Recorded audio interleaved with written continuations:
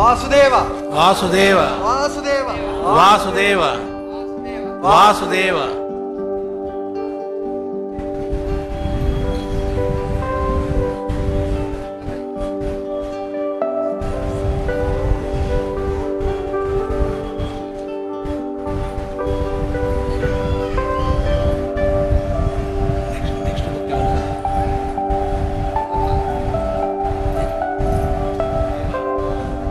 Master గారి యొక్క ఉపనయన సంస్కృతి ప్రసంగ పాఠంలో నుంచి కొన్ని భాగాల్ని తో కూర్పు చేసిన చిన్న గ్రంథం అది.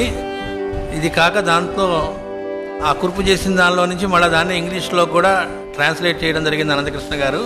ఎందుకంటే ఇప్పుడు తెలుగు కూడా చదవడం చాలామందికి రావట్లేదు కాబట్టి అందులో ఇంగ్లీష్లో కూడా ఇవ్వడం జరిగింది. ఇది కాక ఉపనయన గీత అని ఒక 7 పాయింట్లు కూడా మాస్టర్ గారు విడిగా ఇచ్చున్నారు, అది కూడా దానిలో ఇవ్వడం జరిగింది. వాసుదేవ.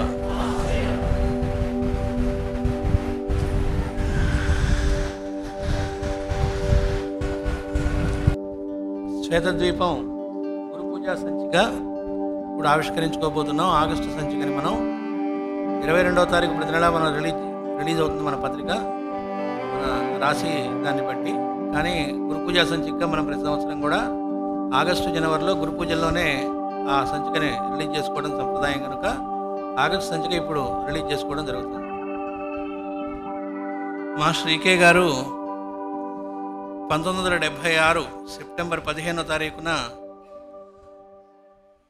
4వసారి భూప్రదక్షిణ యాత్రకి, అంటే మాస్టర్ గారు ఇప్పుడు ఫారెన్ టూర్ అనేవాళ్ళు కాదు, భూప్రదక్షిణ యాత్రకి బయలుదేరుతున్న రోజున ఆయన రాసుకున్న డైరీ, దానిలో మాట్లాడటం రాస్తూ ఆయన స్వయంగా ఆయన రాసుకున్నది. వెళుతున్న రోజు దగ్గర పడుతున్న కొద్దీ, అంటే ఆ రోజు విశాఖపట్నంలో బయలుదేరుతున్న ఆయన హైదరాబాదు, అక్కడి నుంచి ముంబై, ఇట్లా రకరకాలుగా ఇండియా భారతదేశం దాటి వెళ్ళడానికి ఇంకా 3 days టైం ఉంటుంది. వెళుతున్న రోజు దగ్గర పడుతున్న కొద్దీ వెళ్ళటానికి ఇంట్రెస్ట్ తగ్గుతూ వచ్చింది అని రాశారు. అంటే మామూలుగా ఎవరైనా పాశ్చాత్య ఖండాలకు వెళుతున్నా అంటే ఉత్సాహం రావచ్చేమో, అక్కడెక్కడికో వెళుతున్నామని. కానీ ఆయన రాసుకున్నది ఏంటంటే, వెళుతున్న రోజు దగ్గర పడుతున్న కొద్దీ నాకు ఆ వెళ్ళాలనేటువంటి ఉత్సాహం తగ్గుతూ వస్తోంది. దానికి కారణాలు చెబుతూ 2 కారణాలు చెప్పారు. దానిలో 2వ కారణం ఆయన చెప్పింది ఏమిటి అంటే, నేను ఈ భూమి మీదకి దిగి వచ్చిన ముఖ్య కారణము రచన గురించి. ఆ రచన కొన్ని సెంచరీస్కి, ఏజెస్ అన్నారు, అక్కడ సెంచరీస్ అని కూడా అనలే, ఏజెస్ అన్నారు. అంటే అనేక కాలాలకు సంబంధించినటువంటి గ్రంథ రచన ఆయన ద్వారా దిగి రావటం కోసం నేను అవతరించాను అనేటువంటిది రిటర్న్గా ఆయనే రాసుకున్నారు. అది మొన్న అనంత విజయం చదువుతున్నప్పుడు మాకు అప్పుడు దొరికినవి అనుకోకుండా, అది కూడా ఆ రోజు, అది కూడా గమ్మత్తు, చేస్తూ ఉన్నప్పుడు ముందు దొరకలే, అనుకోకుండా ఆ రోజు ఇంకాసేపట్లో అది మొదలు పెడతామనగా బ్రేక్ టైంలో అప్పుడు దొరికింది. దొరికిన మొట్టమొదటి లైనే అది. అట్లా ఎన్ని ఉన్నాయో ఆ నిధులు దానిలో కొన్నే దొరికినాయి అనుకోండి. అంటే అక్కడక్కడ ఎప్పుడన్నా మెరుపు మెరిసినట్టు మరి అవతారతత్వం బయట పెట్టకుందాం అనుకున్నప్పటికీ బయట పెట్టక తప్పదు అది. కాబట్టి అలా అప్పుడప్పుడు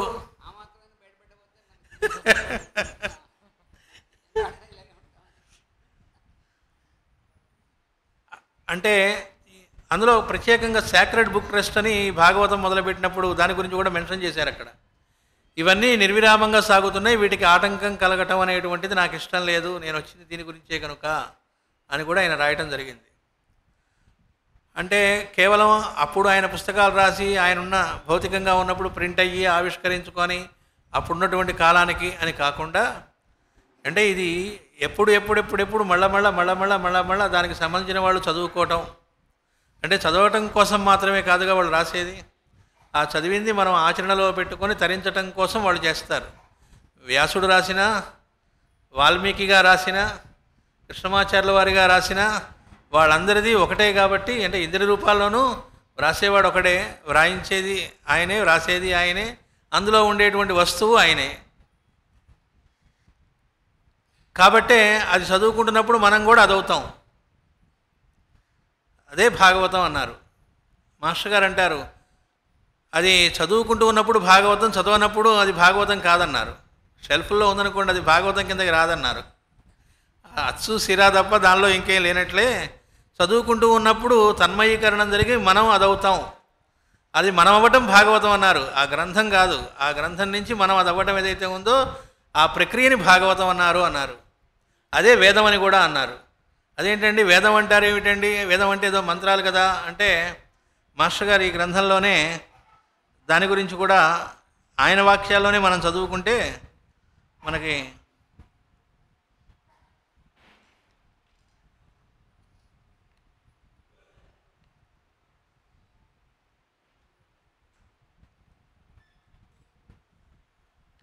వేదమనగా సృష్టికి మూలమైన ధర్మముల తత్వము, దానికి కర్త భగవంతుడే, దాని అర్థము తెలియుట అనగా జీవులలో దేవుని చూచుటయే.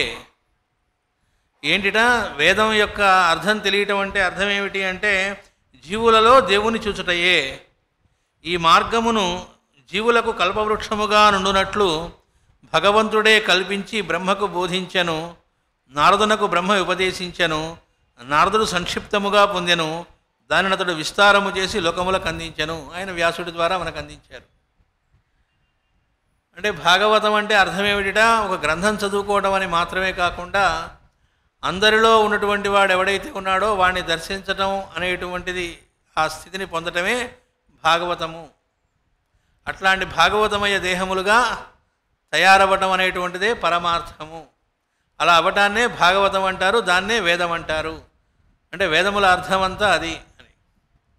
అసలు పరీక్షిత్తుకి సుఖమహర్షి చెప్పేటప్పుడు ఎవరికి ఇది చెప్పాలి, ఉపదేశం ఎవరికి చేస్తారు అంటే ఆయన 7 రోజుల్లో పోతానని బాధలో ఉన్నాడు కాబట్టి సుఖమహర్షి వచ్చి చెప్పాడని మామూలుగా చెప్పుకుంటాం. అలా ఎవడెవడో నేను పోతానని ఏడుస్తున్న వాళ్ళందరి దగ్గరికి సుఖమహర్షి వచ్చాడా? సుఖమహర్షి అంతటి వాడు వచ్చాట అంటే ఆయన ఏడుపు దేనికోసం ఉంది? పరీక్షిత్తుది. పరీక్షిత్తు ఎలాంటి వాడు? గర్భంలో ఉన్నప్పుడే పరమాత్మ చేత సంరక్షింపబడ్డాట అంటే పరమాత్మ ఎందుకు సంరక్షిస్తాడు అంటే ఆయన అందరినీ సంరక్షిస్తాడు, నిజమే. అందరినీ సంరక్షిస్తుంది ఆయనే, సంరక్షించగలిగేది ఆయన మాత్రమే. కానీ అలా గర్భంలో ఉన్నప్పుడు కూడా వచ్చి కాపాడబడ్డటువంటి వాడు. అందుకే మనకు మాస్టర్ గారే భాగవతంలో చోటు చెప్తారు, ఆ శమీకుని కుమారుడు శపించినప్పుడు అది తర్వాత శమీకుడికి తెలిసినప్పుడు, నాయనా చాలా తప్పు చేశావు, పరమాత్మే కాపాడిన వాడిని నువ్వు పోగొట్టడానికని చెప్పి శపించావు, దానివల్ల అతనికి కాదు లాసు మనందరికీ ఏం చెబుతాడు అంటే ఆ కలినేటువంటి వాడిని దమించటం కోసం దానికి కావాల్సినటువంటి వాడిగా రూపుదిద్దుకున్నాడు అతను. అలాంటి వాడు కనుక ఆయన రక్షించాడు. అది లోకహితం కోసం జరిగినటువంటి కార్యక్రమం. కాబట్టి ఇక్కడ పరీక్షిత్తుకు అర్హత ఉంది కనుక సుఖమహర్షి నడిచి వచ్చాడు. ఆ సుఖమహర్షి అంటాడు పరీక్షిత్తుతో ఏమనంటే, మనకు భాగవతంలోనే ఇక్కడ మాస్టర్ గారు దాని గురించి ఒక వాక్యం ఇచ్చారు. నీవు కూడా హరిపాద భక్తుడవు గనక నీకు తెలియజెప్పుట సాధ్యము అన్నారు. అంటే సాధ్యం అనే మాట వాడారు. అంటే ఎవరికి పడితే వాళ్ళకి వెంటపడి చెబుతామంటే అయ్యేది కాదు. ఎవరికి దీని ఎడల శ్రద్ధాభక్తులు ఉంటాయో వాళ్ళకి చెప్పచ్చు. ఇక్కడ ఓ మాట వాడారు, నీవు కూడా హరిపాద భక్తుడవు గనుక అన్నారు. అంటే హరిభక్తుడు అనొచ్చు, హరిపాద భక్తుడు ఏంటండి? హరిపాదం అంటే ఏంటో కూడా ఇక్కడ ఇచ్చారు. హరిపాదం అనగా హరియందు 4వ వంతు అయిన ఈ సమస్త సృష్టియును. పాదోస్య విశ్వాభూతాని త్రిపాదస్యామృతం దివి. ఈ సృష్టిగా పరమాత్మ వ్యక్తమయ్యాడు. సృష్టిగా వచ్చింది కూడా ఆయనే. అది మొత్తం కూడా వ్యక్తంగా కనబడుతున్న ఈ సృష్టి మొత్తం 1/4 ఎవడిలో? పరమాత్మలో. అదంతా కూడా బ్రహ్మ యొక్క, అది పరమాత్మ యొక్క హరిపాదము అని. ఇప్పుడు అంటే అందరిలోనూ పరమాత్మను చూడటం అంటే మన కంటికి కనబడే అందరి జీవరాశుల్లోనూ సమస్త సృష్టిలోనే పరమాత్మను చూడటమే వేదము యొక్క అర్థం అని, అదే భాగవతం అని చెప్పారు. అదే హరిపాదం అంటే అని. అయితే అంతటితో అయిపోలే, అదియును మరియు మన యందున్న, ఇదేమో కనబడుతూ ఉన్నటువంటిది బహిర్ముఖంగా, మన లోపల కూడా ఉంది కదా, దాని గురించి చెబుతున్నారు. మన యందున్న హరియందు 4వ వంతైన వైఖరి వాక్కునందు ఉచ్చరింపబడు ప్రణవగానము. ఇది ఒక్కొక్క వాక్యం ఎంతో ధ్యానం చేయాలంటే, ప్రణవగానం అంటే ఓంకారం అని మాత్రమే కాదు. మాస్టర్ గారు ఒకటి చెప్పారు, ఓంకారం అంటే కేవలం ఆ కూర్చొని కాసేపు ఓం ఓం అని ఓంకారాన్ని చేస్తే చాలా మంచిదిట అని చెప్పి కాసేపు తెల్లార్జామున కూర్చొని స్నానం చేసి ముక్కు మూసుకొని మన గదిలో చేసుకోవడం మాత్రమే కాదు, అది చెయ్యాలి. అదే కాదు, జీవితం ఓంకారం ప్రణవం కావాలి అన్నారు. అంటే నిత్య జీవితంలో మన యొక్క ప్రవర్తన ద్వారా ఆ ఓంకారం అనేది విస్తరించాలి అన్నారు, వ్యాప్తి చెందాలి అని. కాబట్టి వైఖరి వాక్కు అంటే వాక్కు కూడా మళ్ళీ 4 రకములు కనుక దానిలో 4వది హరిపాదం అంటే 4వ వంతు కదా. బయటికి వ్యక్తమయ్యే వాక్కు ఎప్పుడు కూడా 4వ వంతు వైఖరి వాక్కు చివరిది వస్తుంది. పరా పశ్చంతి మధ్యమ అనే వాక్కులు మనకి అంతర్ముఖంగా ఉండి బయటికి వ్యక్తం అవుతూ ఉన్నటువంటిది వైఖరి వాక్కు కనుక ఆ వైఖరి వాక్కుగా వచ్చే ప్రణవగానము అన్నారు. అంటే అర్థం మాస్టర్ గారు దీనిలో సుఖమహర్షి పరీక్షిత్తుకు చెప్పినటువంటిది. అంటే అది కూడా నారాయణుడు బ్రహ్మకు చెప్పిన ఉపాసనలే. అంటే ప్రాణాయామం చేయటం, ప్రణవాన్ని ఉచ్చరించటం అనేటువంటిది ఒక పక్కన చేస్తూ, ఇంకో పక్కన ముందు ఇతరుల జీవరాశులందరినీ ఆ విగ్రహారాధన అందరిలో ఉన్నది వాడే అని ఆరాధించడానికి ఎలా అని చెప్పడానికి విరాట్ రూప వర్ణనం ఇస్తారు దీనిలో మనకి. పరమాత్మ యొక్క విరాట్ రూప వర్ణనం అంటే మళ్ళీ సినిమాలో చూపించినట్టుగా పెద్ద ఆకారంగా అని కాదు. ఈ సమస్త సృష్టిలో అణువణువున నిండి ఉన్నటువంటిది వాడే అనేటువంటిది ఏంటనేటువంటిది దీనిలో ఆ వర్ణించడం జరిగింది. అయితే ఇలాంటి వర్ణనలన్నీ ఇచ్చారు.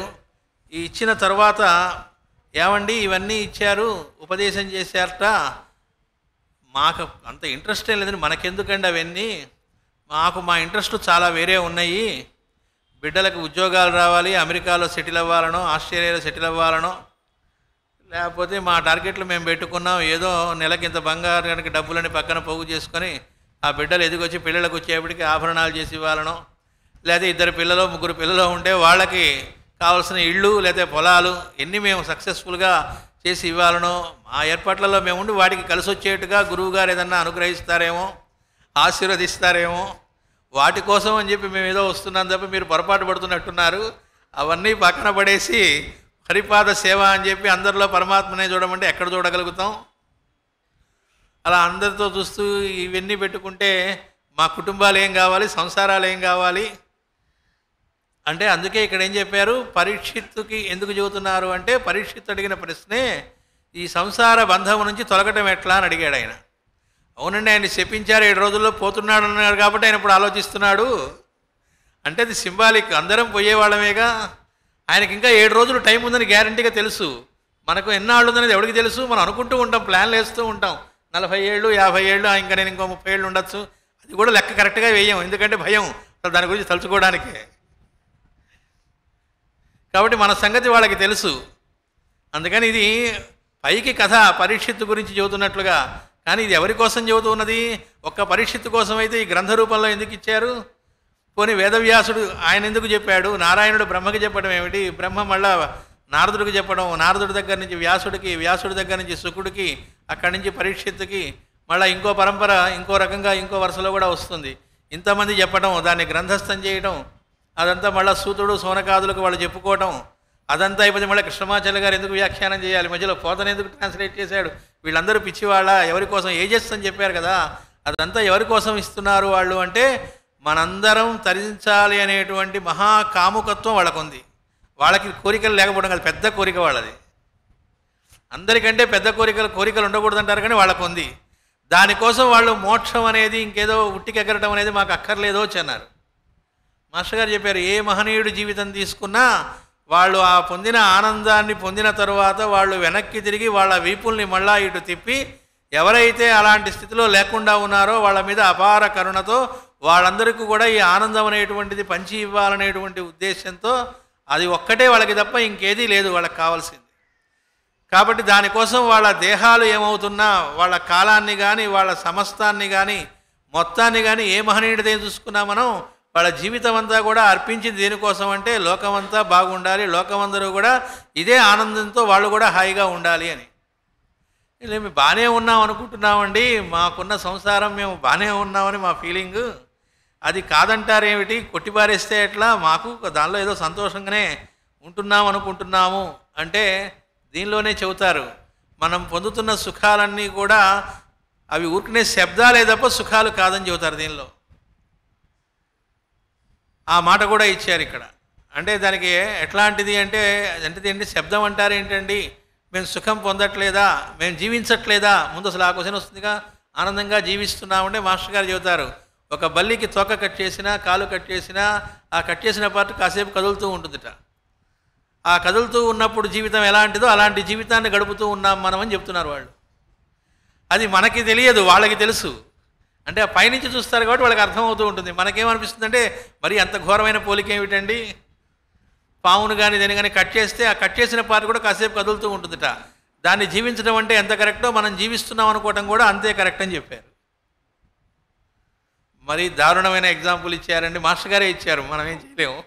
అంటే ఈ గ్రంథంలో ఇవ్వకపోవచ్చు, నారదభక్తి సూత్రాల వ్యాఖ్యానం చేస్తూ ఇచ్చారు, ఎక్కడిచ్చినా ఆన్సర్ అదే.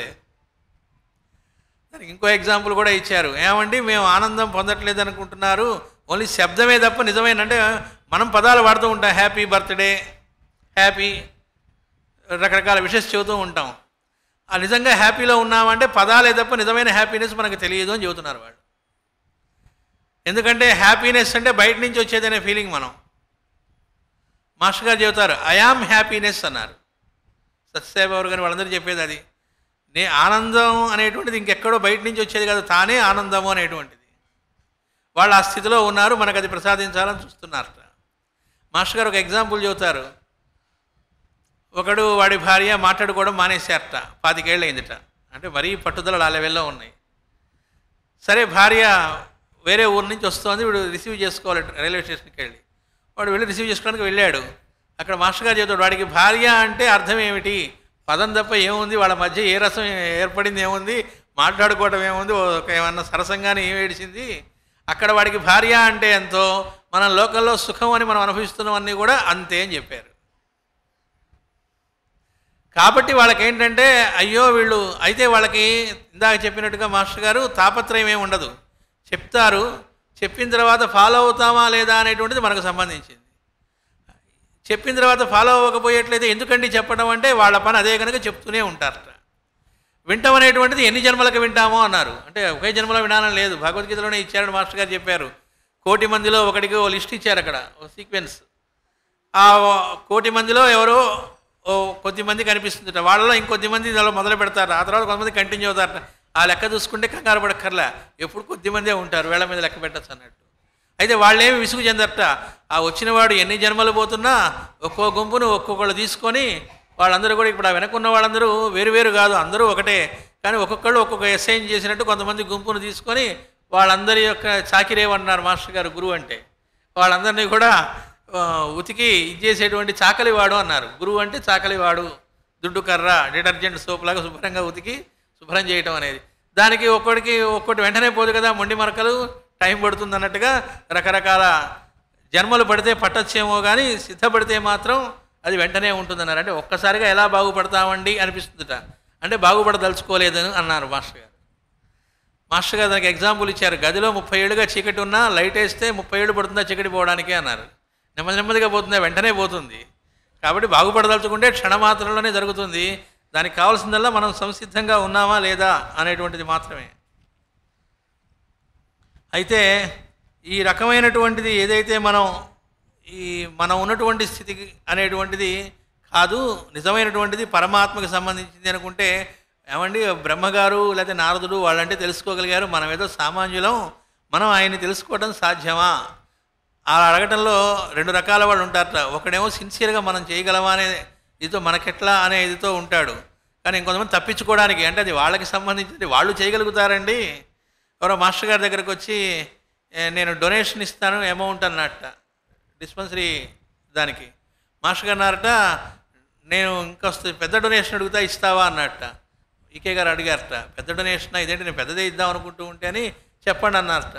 ఏం లేదు, వారానికి కొన్ని గంటలు నీ సమయాన్ని వచ్చి డిస్పెన్సరీలో గడపగలవా అన్నారట. ఆయన అడిగింది పెద్ద డొనేషన్ అంటే అమౌంట్ కాదు, నీ సమయాన్ని ఖర్చు పెట్టి అక్కడ వచ్చి చేయగలవా అని. చాచా అట్లాంటి పనులు నేను చేయను అన్నట్టు. ఈకే గారితో డైరెక్ట్గా, ఎవరితోనో కాదు ఈకే గారితోనే అన్నాడు. చిచ్చి ఇట్లాంటివి అంటే వీళ్ళతో పనికి మాల పనులు చేస్తున్నారు అన్నట్టు. అంటే వాళ్ళు నవ్వుకుంటారు, వాళ్ళు ఏమి ఇట్లా అంటాడా అని అనుకోవడం ఏమి ఉండవు వాళ్ళకి. ఆవేశక అవసరం వాళ్ళని లోను గారు అంటే ఎప్పటికైనా అవుతాడు, ఈ జన్మకు కాదు, ఇంకో టైం పట్టచ్చు.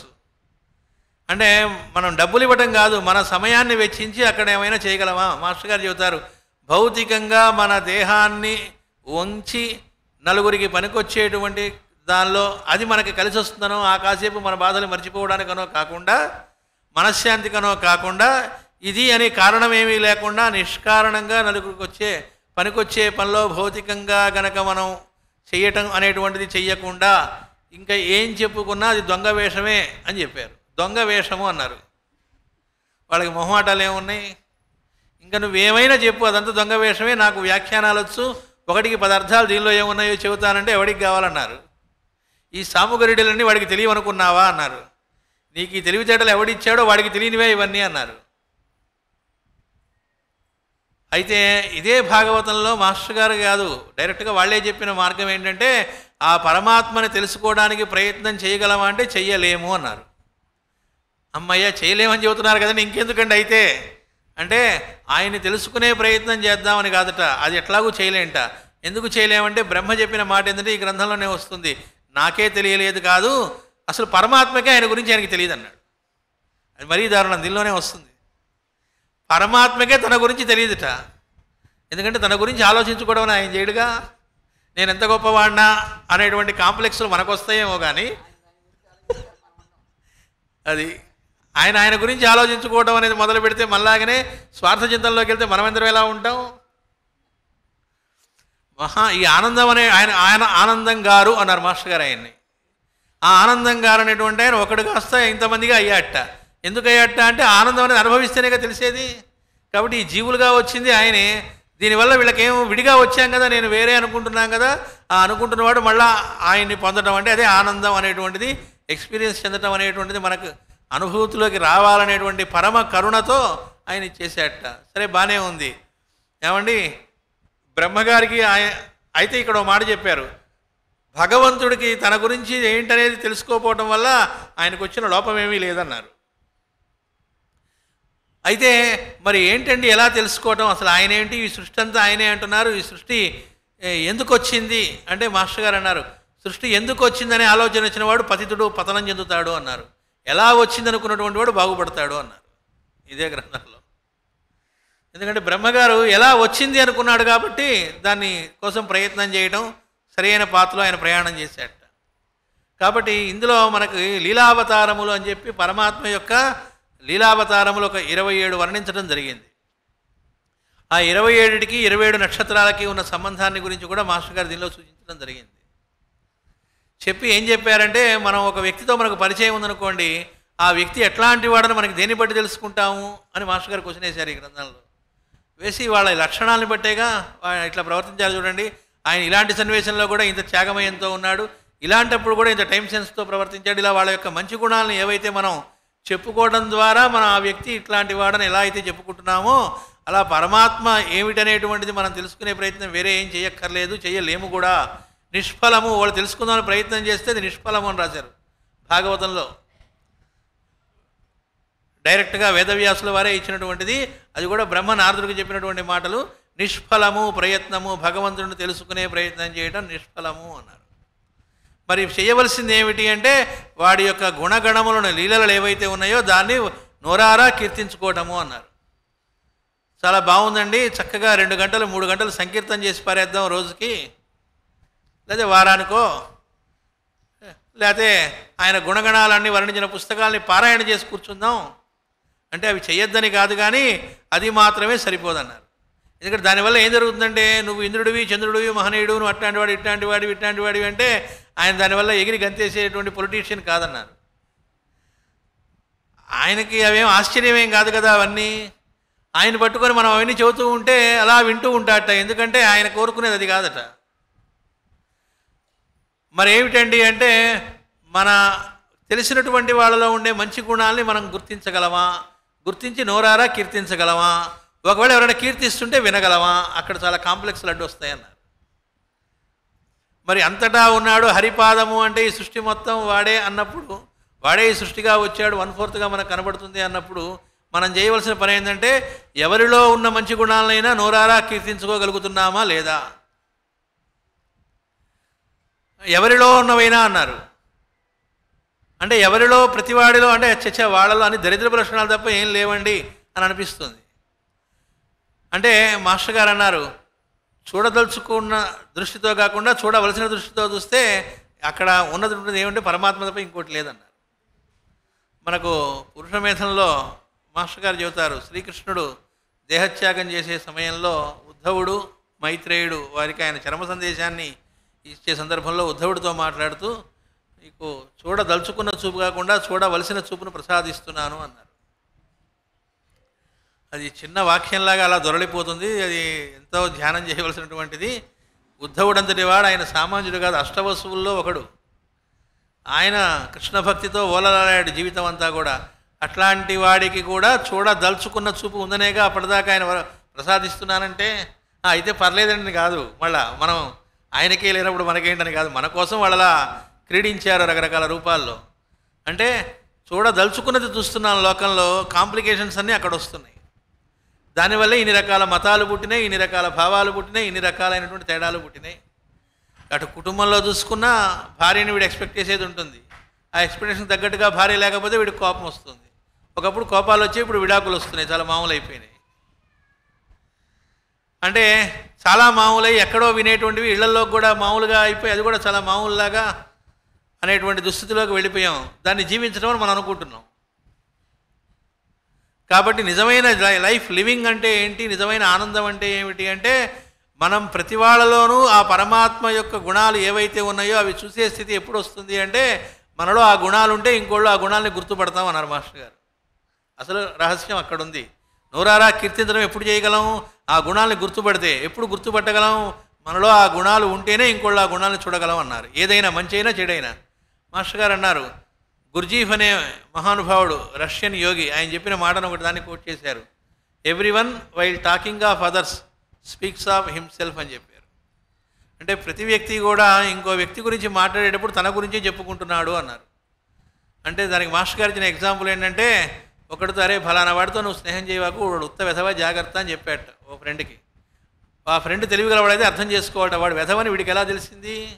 వీడు వెధవయ్యి ఉంటేనే కదా, ముందు వీడితో జాగ్రత్తగా ఉండాలి, వాడి సంగతి ఏమో కానీ. అలా మనం కొంతమంది ఏం చేస్తూ ఉంటాం, ఎప్పుడు కంప్లైనింగ్ నేచరే ఉంటుంది మన దగ్గర. అది ఎవరి ఈవెన్ గురువు గారు వచ్చినా వాళ్ళ దగ్గర మిగతా కొలీగ్స్ గురించి, మన సోదర బృందం వాళ్ళ గురించో, మన సెంటర్లో ఉన్న మిగతా వాళ్ళ గురించో ఆ కంప్లైనింగ్ నేచర్తో ఆ ఉన్నవే చెబుతాం. ఉన్నవే చెబుతున్నాం కదండి అంటే ఆయనకి తెలియదా నువ్వు మళ్ళీ ప్రత్యేకంగా చెప్పాలా? ఇది మనమంటే కాదు, మాస్టర్ గారే మనం వాయిస్తో వినొచ్చు. పతంజలి యోగ సూత్రాల్లో వస్తుంది.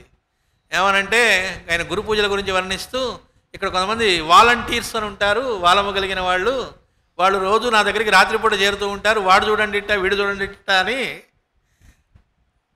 అంటే వాళ్ళు ఏదో ధర్మోద్ధరణ చేస్తున్నాం అనుకుంటారు. కాసేపు కాస్త పనిచేసి చేసి ఉండొచ్చు. దాంతో మిగతా వాళ్ళ మీద పెత్తనం లేకపోతే వాడేం చేస్తున్నాడు వీడేం చేస్తున్నాడు. అక్కడ మాస్టర్ గారు అంటారు అసలు ఒకటిలో లోపాలని గుర్తుపట్టడం ఎప్పుడు చేస్తామంటే మనం పని ఎగ్గొట్టినప్పుడు అవన్నీ కనబడతాయి అన్నారు. మనం వర్క్లో ఉన్నప్పుడు అసలు ఎలా కనబడతాయి అన్నారు. అని అక్కడ మాస్టర్ గారు చాలా దడుచుకునే ఉదాహరణ ఒకటి ఇచ్చారు. ఏమిటి అంటే మనం కాదట, వేదవ్యాసుడు ఆ పొరపాటు చేశాడన్నారు. వేదవ్యాసుడు పొరపాటు చేశాడా ఏంటండి అంటే భాగవతం రాయడానికి ముందు ఆయన కూడా ఇలాగే అనుకున్నట్ట. ఇన్ని ఇచ్చినా కూడా వీళ్ళందరూ బాగుపడట్లేదు అని. అంటే ఒక రకమైన నెగిటివ్ యాటిట్యూడ్తో చూసేటప్పటికీ వచ్చాట నారదుడు, నాయనా చాలా పొరపాటు చేస్తున్నావు, వాళ్ళందరిలో ఉన్నది ఎవరన్నారట. ఆ రకమైన సమర్పణ బుద్ధి నీలో రాలేదు కాబట్టి నీకు ఈ మనశ్శాంతి లేదు తప్ప వాళ్ళలోగా చూడాల్సిన లోపాలు అసలు అలా చూస్తున్నావు అంటే నువ్వు ఎంతటి వాడో చూసుకో అన్నారట. అది మాస్టర్ గారు కాబట్టి చెప్పారు కానీ ఇంకోళ్ళు అయితే వేదవ్యాసుడు మీద చెప్పడం ఏంటని అనుకుంటాం. మళ్ళా అసలు ఆ గట్స్ ఎలా ఉన్నాయండి, వేదవ్యాసుడిలో ఉన్నాయని చెప్పడం. ఆ డైమెన్షన్ అంటే ఇది సోల్ ఆఫ్ ది టెక్స్ట్ కదా, ఎక్కడ డైరెక్ట్గా కనబడవు మన గ్రంథాల్లో. వేదవ్యాసుడే పొరపాటు చేశాడు, బోల్తా కొట్టాడని చెబుతాడు ఏంటంటే ఈయన స్టేజర్ ఏంటి అసలు అలా చెప్పడానికి అనిపిస్తుంది మనకి మామూలుగా అయితే.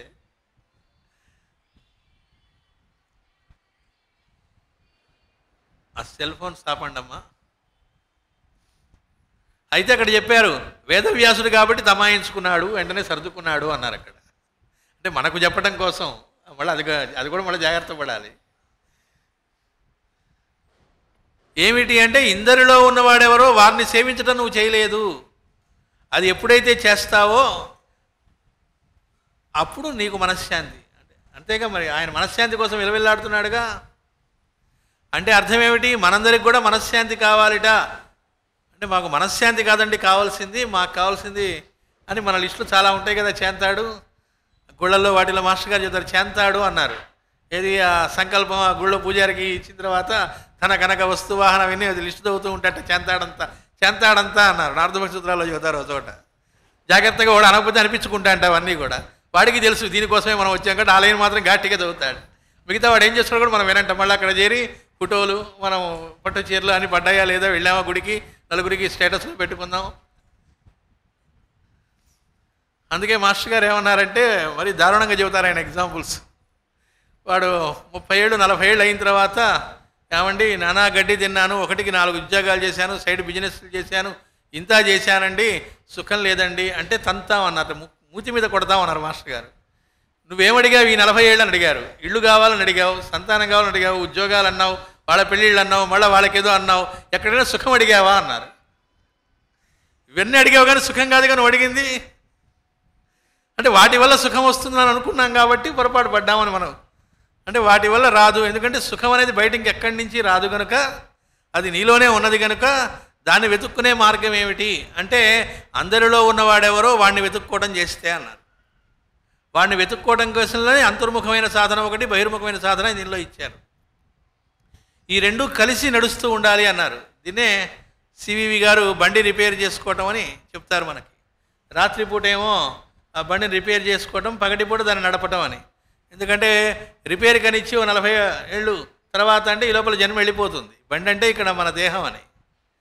కాబట్టి ఎప్పటికప్పుడు మనల్ని మనం క్రాస్ చెక్ చేసుకుంటూ, అంటే మనం చేసుకోలేము, మనకేం తెలుసు, మనం చేసుకోవడానికి గురువుకు సమర్పణ చెందాలి. అందుకే ఇక్కడ ఏం చెప్పారంటే ఆ విరాట్ రూప వర్ణనం ఇవి చేయడంలో ఉద్దేశం ఏమిటి అంటే మనంతటా మనం వీడి స్థితి పొందడం అనేటువంటిది ఎన్ని జన్మలు చేసినా అవ్వదు కాబట్టి దానికి ధ్యేయంగా ధారణ చేయడానికి ఒక రూపం కావాలట.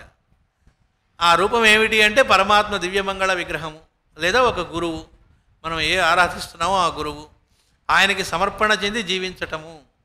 అప్పుడు అవన్నీ మనం చూసుకుంటే మనం సాధించగలిగితే మనకే ఇంకా గురువు ఎందుకు.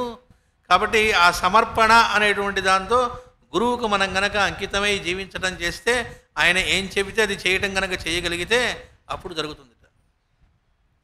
దీనిలో ఇది మనకు తెలియజేసే ఇతిహాసం అంతా దీనిలో ఉన్నది.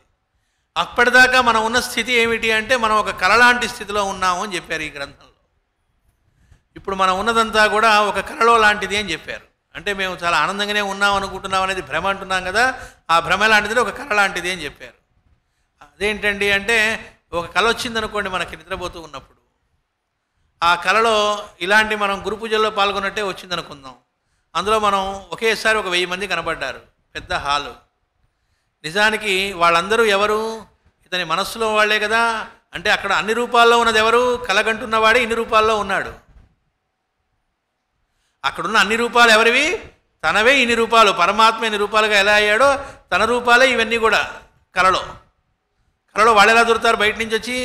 మనం ఇంకోటి కళలోకి వెళ్ళగలమేంటి? మనకు ఆ సామర్థ్యం ఎక్కడుంది? ఎవరికీ లేదు. కాబట్టి కళలో మనకు ఒకవేళ 100 మందో 1000 మందో కనబడుతున్నారట అంటే అంతమంది రూపాల్లో ఉన్నది ఎవరు? మనమే ఇన్ని రూపాలు ఎత్తాం అక్కడ. నెక్స్ట్ అక్కడ మాట్లాడుతూ ఉన్నప్పుడు రకరకాల వాళ్ళు మాట్లాడుతున్న గొంతులన్నీ ఒకటిగా ఉంటాయా? ఉండవు కల్లో. మరి ఇతని వాయిస్ ఒకటే కాదుగా, ఇతని వాయిస్ ఉంటుంది, కానీ వాళ్ళందరి వాయిస్లు కూడా వినగలుగుతాడు. అంతేగా తమాషా ఏంటంటే తనే ఇన్ని రూపాలు ఎత్తినా వాళ్ళందరినీ తాను చూడగలుగుతాడు అబ్జర్వర్గా కళలో. మాస్టర్ గారు చెబుతారు, చూడటం ఈ ఇంద్రియాలన్నీ అక్కడ ఇంకో రకంగా పనిచేస్తూ ఉంటేనే ఒక ఎగ్జాంపుల్ ఇచ్చారు ఇదే గ్రంథంలో. ఏంటంటే ఒకడు కళలో ఉన్నాడు, బయట ఒకడు మేలుకొని ఉన్నట్టు అదే గదిలో. కళలో ఉన్నవాడికి తుపాకీ సౌండ్ ఢామని వినపడింది కళ్ళలో.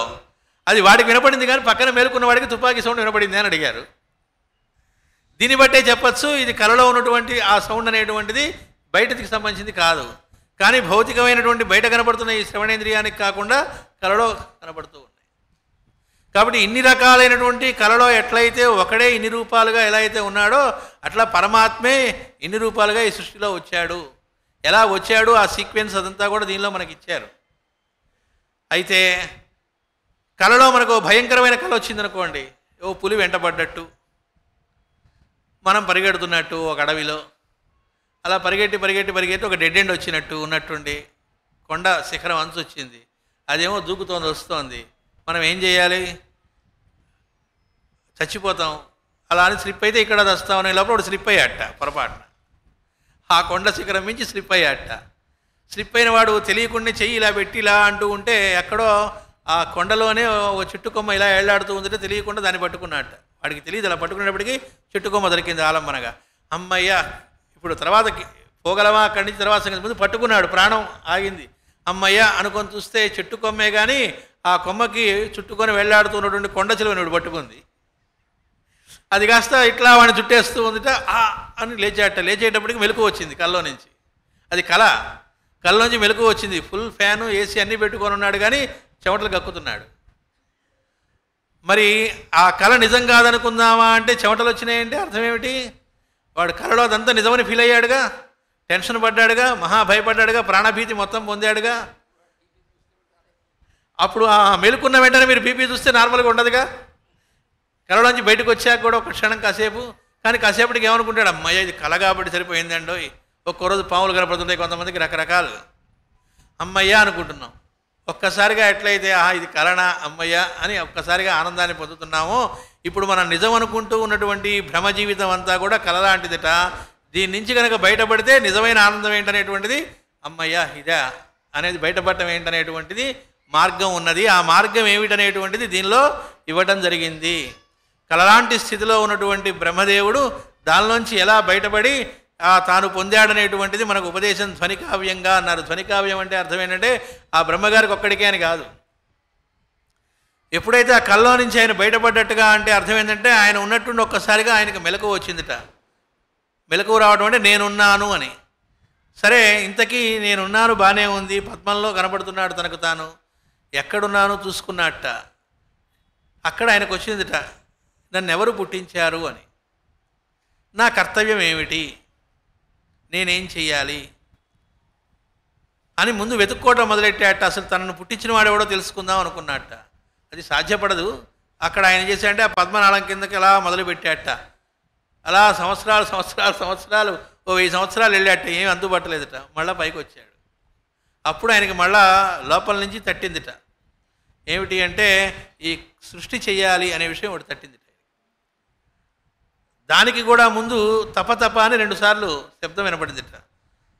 వినబడ్డప్పుడు తపస్సు చేశాడు. చేసినప్పుడు తట్టిందిట సృష్టి చెయ్యాలి అని తన కర్తవ్యంగా.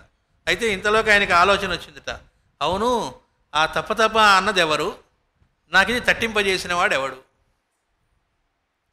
తడితేనేగా మనం ఏదైనా చేయగలం. చూడండి మన లోకంలో కూడా మనకు అనిపించిన పనేగా చేస్తుంది. అనిపించని పని మనం చేయగలమా? ఇంకోటి కనిపించిన పని మనం చేస్తామా? ఇది చెయ్యని ఎవరో చెబితే చెయ్యమంటాం. ఎందుకని? నాకు అనిపించట్లేదు చేయాలని. గురువుగారు చాలా చెబుతున్నారు ఇలా ఆచరించాలి, ఇలా ఆచరిస్తే మంచిది అని. ఎందుకు చేయట్లేదంటే నాకు అనిపించట్లేదు కనుక. అదేగా ఆన్సర్. మాస్టర్ గారిని ఎవరో అడిగారు, ఏమండి మన భారతదేశం పరిస్థితి దారుణంగా ఉంది, మన భారతదేశం ఎందుకు బాగుపడట్లేదండి అని అడిగారు ఈకే గారిని ఒకసారి. అంటే భారతీయుల గురించి అని. బాగుపడదలుచుకోలేదు గనుక అని చెప్పారు. చాలా ఆన్సర్ ఇస్తారనుకున్నారు, ఒక్క ముక్కలో చెప్పారు. అంటే కరెక్ట్ ఆన్సర్ ఏమిటి? మనకు బాగా దారుణంగా అనిపించినా చాలా మంచి విషయాలు వింటూ ఉన్నాం కానీ అవన్నీ ఆచరిద్దామని మనకు అనిపించట్లేదు కనుక. ఎందుకు అనిపించట్లేదు? దాని మీద మనకు నమ్మకం కుదరలేదు కనుక. అది కనుక చేసుకుంటే చాలా నిజమైన ఆనందం అంట అని వింటున్నాం. ఏదో గౌరవంగా దూరంగా ఎందుకైనా మంచిదో నమస్కారం పెడుతున్నాం కానీ వాటికి దూరంగా అనేక లక్షల జన్మలుగా ఉంటూ ఉన్నాం. ఇంకెన్ని లక్షల జన్మలు ఉండడానికి సిద్ధపడుతున్నామో తెలియదు. ఏ రోజు మనకి మరి ఆ బుద్ధి పుడుతుందనేటువంటిది తెలియదు. కానీ ఆయనకి మాత్రం వెంటనే తట్టిందిట బ్రహ్మదేవుడికి. వెంటనే అంటే ఆయన కూడా తపస్సు చేసిన తర్వాత తట్టిందిట. ఏంటంటే ఈ అనిపింపజేసిన వాడు ఎవరు నన్ను అని చెప్పి ఆర్తితో ఆయన్ని ప్రార్థించాడట. అప్పుడు ఆయన దర్శనమైందిట. అక్కడ కూడా మళ్ళీ జాగ్రత్తగా దర్శనం అవ్వటం అంటే అర్థం ఏంటంటే ఇంకా ఎవడో వచ్చి ఊడిపడ్డాడని కాదు. మాస్టర్ గారు అక్కడ జాగ్రత్తగా చెబుతారు, సృష్టి ఎవరైతే పరమాత్మ ఉన్నాడో వాడు సృష్టి చేస్తున్నప్పుడు వాడే బ్రహ్మట. వాడే మళ్ళా ఈ సృష్టి నా ద్వారా వస్తుంది అని తెలుసుకున్నటువంటి వాడు ఎవడైతే ఉన్నాడో ఆయనే నారాయణుట. అంటే ఒకే వ్యక్తిని ఒక స్థితిలో ఉన్నప్పుడు నారాయణుడు అంటారు, ఆయన్నే బ్రహ్మ అంటారు. ఇది మనకు వెంటనే ఒక్కసారిగా డైజెస్ట్ చేసుకోలేము. మన కథ మనకు విడిగా వేరే వ్యక్తిగా చెప్పుకుంటే కానీ మనకు అర్థం కాదు. ఇది మనకు అర్థం కావడానికి మాస్టర్ గారు తమాషా చేశారు. పురాణ పురుషుల్లో తమాషా చేయలేము, ఉన్న విషయాన్ని మనకి బాగా అర్థమయ్యేట్టు ఇచ్చారు. దేవకీ వసుదేవులు కారాగారంలో ఉన్నప్పుడు నారదుడు వచ్చి మంత్రోపదేశం చెప్పి దాన్ని చేసుకోమన్నప్పుడు కృష్ణుడు పుట్టడానికి గర్భిణిగా ఆవిడ కృష్ణుడిని దేవకీదేవి ఉన్న సమయంలో, సరే ఆ సమయంలో గర్భిణిగా ఉన్నది, ఇంతలోకి శిశువు ప్రసవించాడు. అక్కడ మనకు మామూలుగా అందరూ ఏం చెబుతారంటే పరమాత్మ సాక్షాత్కారం అయింది, నన్ను ఇక్కడి నుంచి వ్రజంలో ఆ ఘోష ఆ గ్రామానికి తీసుకెళ్ళి పెట్టమని చెప్పడం జరుగుతుంది అని. పురాణ పురుషుల్లో మాస్టర్ గారు ఏమని ఇచ్చారు? ఆ పల్లెకి తీసుకెళ్ళి నన్ను దిగబెట్టి రావాల్సిందనే మాటలు ఎవరి పెదవుల నుంచి వచ్చినాయని చెప్పారు అక్కడ? నందుడి పెదవుల మీద నుంచి వచ్చినాయని చెబుతారు. చెప్పింది ఎవరు? విష్ణుమూర్తి. ఎక్కడి నుంచి చెప్పాడు? మనకంటే ఇంకొకళ్ళు ఉండాలి, ఆయనకి గతి లేకపోవడం, ఆయన అంతటా ఉన్నప్పుడు ఎవరిలో ఉన్నాడో వాళ్ళలో నుంచే చెప్పాడు. అలా అందరికీ కూడా ఎక్కడి నుంచి చెబుతాడట ఆయన? మనలో నుంచే చెబుతాడు. దాన్నే గాయత్రి అన్నారు. భాగవతం అన్నా గాయత్రి అన్నా ఒకటే అంటే అర్థం ఏంటనే చెప్పారు. అందరికీ కూడా తట్టింపజేసేటువంటి ఆ ప్రచోదనం చేసే శక్తి గాయత్రి పరమాత్మ ఎక్కడి నుంచి? లోపల నుంచే ఆ సంకల్పం అనేటువంటి. కాబట్టి అక్కడ ఆయనకి సాక్షాత్కారం కలిగింది అంటే ఆ వైకుంఠం అనేటువంటి స్థితికి ఆయన అలా విస్తరించాడు అని అర్థం. సత్యలోకం అనే స్థితిలో నుంచి ఆ వైకుంఠం అనేటువంటి స్థితికి ఆయన ఒక్కసారిగా ఎదిగాడు ఎవల్యూషన్లో అని అర్థం. ఎవరైనా సరే అది అర్థం. అప్పుడు నారాయణుడు అన్నట్టు, నాయన నీకు నేను దర్శనం ఎందుకు అనుగ్రహించానో తెలిసినా నీ తపస్సు వల్ల కాదు అంటాడు. ఇదేంటండి, ఇంత తపస్సు చేస్తే ఆయన ప్రత్యక్షమై నీ తపస్సుల వల్ల కాదని ఒక్క ముక్కలో తేల్చిపారేశాడా అంటే, అక్కడ భాగవతంలోనే ఇచ్చిన మాట ఏంటంటే, ఎన్ని పూజలు చేసినా, ఎన్ని వ్రతాలు చేసినా, ఎన్ని తపస్సులు చేసినా, ఎన్ని యజ్ఞయాగాది క్రతువులు చేసినా, నువ్వు ఏ రకమైన సత్కర్మాచరణం ఎంత చేసినా భగవద్ అనుగ్రహానికి ఇది రసీదు చెల్లించాను అనేవి అనుకొని ఇవి ఏవి చేసినా వేటి వల్ల కాదుట. మరి భగవద్ అనుగ్రహం ఎందుకు కలిగిందిట? అక్కడ ఆయన చెబుతాడు, నువ్వు నా పని ఏదైతే ఉందో ఈ సృష్టి అనేది చేయటం, జీవుల గురించి ఆలోచించావు గనక వాళ్ళకి సంబంధించి వాళ్ళలో ఉన్న నన్ను సేవిస్తూ నా కర్తవ్యంగా, అది కూడా ఏంటి, ఒక డ్యూటీలాగా కాదు. డ్యూటీ అంటే డ్యూ టు అదర్స్ అన్నారు మాస్టర్ గారు. వాడికి అప్పుప్పుడు ఉందని చేయటం అన్నారు. అలా కాకుండా అందరిలో వాడిని చూస్తూ సమర్పణ బుద్ధితో అలా చేద్దామనేటువంటి దాంతో నలుగురి కోసం, సృష్టి కోసం నువ్వు చేస్తున్నావు కనుక నేను నీకు సాక్షాత్కరించాను అన్నట్టు. కాబట్టి ఎవరిలో అయినా ఆయన సాక్షాత్కారం ఎప్పుడు మనలో అనేటువంటిది మేలుకొలుపుకు జరుగుతుంది అంటే, నలుగురి కోసం మనం జీవించడం అనేది నిష్కామంగా ఎప్పుడైతే చేస్తామో అప్పుడు మాత్రమే వాడి సాక్షాత్కారం కలుగుతుంది, వాడి అనుగ్రహం అనేది కలుగుతుంది. అంటే వాడి సాక్షాత్కారం అంటే జీవుల రూపంలోనే, ఇంకో రూపంలో అవకాశం ఏం లేదన్నారు. మళ్ళీ అది కూడా చెప్పారు. కాబట్టి నాకు చాలా ముచ్చటేసింది, నీకు వరాన్ని ఇద్దాం అనుకుంటున్నా, కోరుకో అన్నట్టు. ఇక్కడ మాస్టర్ గారు చెబుతారు, అక్కడ పల్టీ కొట్టించి బోల్తా కొట్టించే జారుడు బండ లాంటి పని చేశాడు విష్ణుమూర్తి. కుమారుడిని కూడా చూడలేదు. ఏమిటిట, ఒక పక్కనేమో నీ కోసం కాకుండా లోకం కోసం చేస్తున్నావు కనుక నిన్ను అనుగ్రహించాను అంటూ నువ్వు వరం కోరుకో అంటున్నాడు. మరి అప్పుడు వరం కోరుకోవాలా కోరుకోకూడదా? కోరికలు ఉండకూడదు అని కూడా అక్కడ మాట్లాడతాడు ఆయన.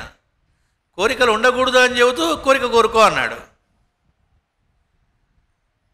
అంటే ఇక్కడ ఉదాహరణకి ఓసారి ఈ టాపిక్ గురించే బృందావనంలో అనంతకృష్ణ గారు వ్యాఖ్యానం చేస్తూ, మీరు ఆ వీడియోస్ కూడా ఉన్నాయి, చూడొచ్చు మన యూట్యూబ్ ఛానల్లో.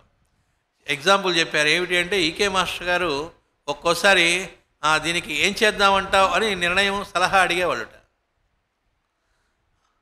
మీకు తెలియదు ఏముందండి, నేను చెప్పేవాడిని అందామా, అడిగినప్పుడు దానికి సలహా ఇవ్వటమా, సలహా పేరు ఏదైనా పెట్టండి అంటే ఆయన అడిగినప్పుడు అర్థం ఏమిటి, చెప్పనేగా అర్థం.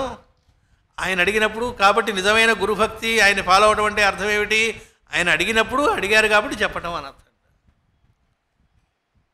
అలాగే ఇక్కడ వరం కోరుకోమన్నది ఎవరు? కోరికలు ఉండకూడదని ఒక పక్క చెబుతున్నాడు, కానీ వరం కోరుకో అని అంటున్నాడు. కాబట్టి ఆయనే అంటున్నాడు కాబట్టి అక్కడ వరం కోరుకోవాలంటే కోరుకున్నాడు. అయితే ఆయన కోసం కోరుకోలే, అది కూడా అంటే ఆయన కోసం కోరుకున్నట్టుగా కనబడుతుంది.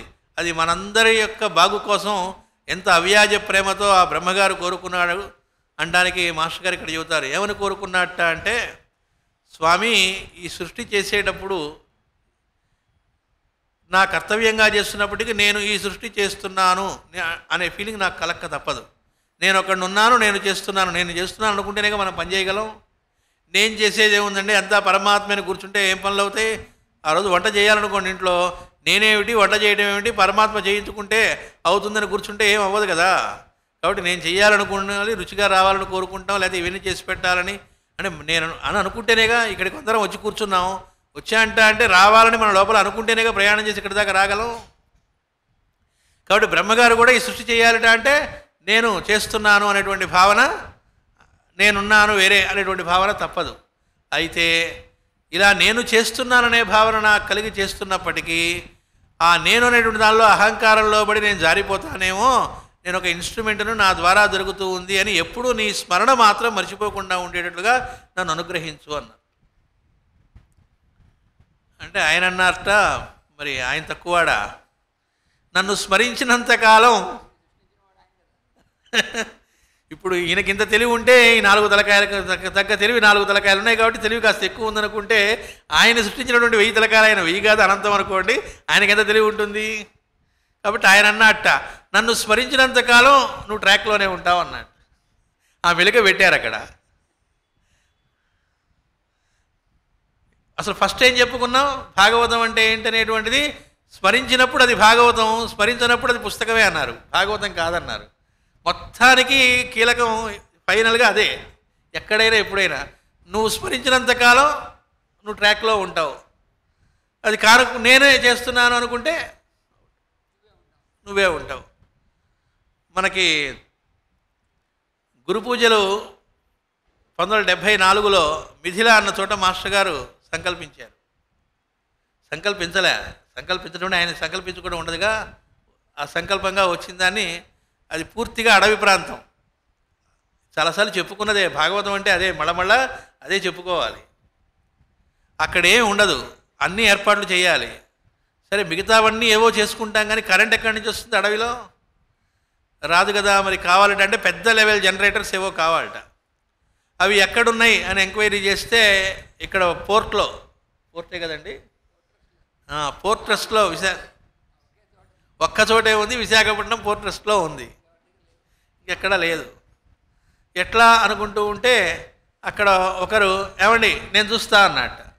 ఆయన అసైన్ చేస్తే మనం వెళ్తే అప్పుడు పని అవుతుంది, కానీ మనంతటా మనమే అంటే నేను చేస్తున్నాను అనిపిస్తే ఏం జరుగుతుందని చెప్పడానికి, నేను చూసుకుంటానండి అన్నట్టు. ఓకే అన్నట్టు. వెంటనే ఆయన మరి కృష్ణుడాయా, ఇక ఈయన వెళ్ళాడు. ఆయన ఏంటి పెద్ద కాంట్రాక్టరు కాబట్టి ఆయనకి వాళ్ళతో ఇది ఉంటుంది. వెళ్ళాడు, అడిగాడు, తర్వాత తెల్లమొహం వేసుకొని వచ్చాడు మాస్టర్ గారి దగ్గరికి. ఏమండి వాళ్ళు ఇవ్వమన్నారండి, కుదరదన్నారండి, గవర్నమెంట్ది కదా ఇవ్వడానికి కుదరదన్నారు. అప్పుడు అక్కడ ఉండే ఇంకొక ఇంజనీర్ గారికో ఎవరికో మాస్టర్ గారు నువ్వు చూడబోయి అని చెప్పారు. ఉన్నది ఒక చోటేగా, ఈయన కూడా అక్కడికే పోవాలి. వాళ్ళు ఆల్రెడీ కుదరదని చెప్పి వచ్చిన తర్వాత అంటే మనకు అర్థం కావడానికి సీక్వెన్స్ అక్కడే ఒకటే చోట ఉన్నది, మళ్ళీ ఇంకో చోటుకి వెళ్ళి తెచ్చాడు అనుకోవడానికి కాదు, మళ్ళీ ఈయన కూడా అక్కడికే వెళ్ళాడు. పని అయింది. ఎందుకయింది? ఈయన పంపించాడు కాబట్టి అయింది. అంటే మనం ఇన్స్ట్రుమెంట్ అనుకున్నప్పుడు ఎక్కడికి పోయినా ఏ పనులైనా అవుతాయి. అర్జునుడు అంత యుద్ధం చేసి అంతమందిని చంపగలిగినటువంటి వాడు ఆ తర్వాత ద్వారక మునిగిపోయినప్పుడు ఆ కృష్ణుడి ఆదేశానుసారం అక్కడ అంతఃపురుషులను తీసుకొస్తూ ఉన్నప్పుడు చాలా మామూలు వాళ్ళు అనుకున్న వాళ్ళు వచ్చినప్పుడు ఆయన అస్త్రాలు పనిచేయలేదు, ఆయనకి తట్టలేదు, వాళ్ళ చేతిలో ఓడిపోయాడు. ఏమిటిదంతా అనుకున్నాడు.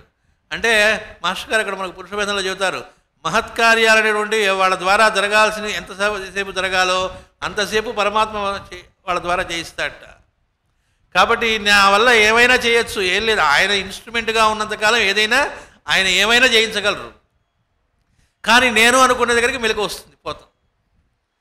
కాబట్టి బ్రహ్మదేవుడికి అది పెట్టాట. అప్పుడు బ్రహ్మదేవుడు కోరాట, అయ్యా ఇది నా సృష్టిలో ఉండే జీవులను కూడా మీరు ఈ విషయంలో ఇలాగే అనుగ్రహించవలసింది అన్నట్టు. అది ఆయన పరమ ప్రేమ కరుణతో పరమాత్మ అనుగ్రహిస్తే ఈయన కూడా జీవుల మీద ఉన్న పరమ ప్రేమతో ఆయన కోరుకున్న కోరిక చూడండి, అక్కడ కూడా తన కోసం మాత్రమే అని కాదు, చాలా నిజమైనటువంటి. అందువల్ల మాస్టర్ గారు చెప్పారు, మొట్టమొదటి భాగవతుడు ఎవరు అంటే బ్రహ్మదేవుడే అన్నారు. అంటే భాగవతుడి లక్షణం అది. తను తరించాలనుకున్నవాడు భాగవతుడు అవడు, అందరూ తరించాలనుకున్నటువంటి వాడు భాగవతుడు అవుతాడు.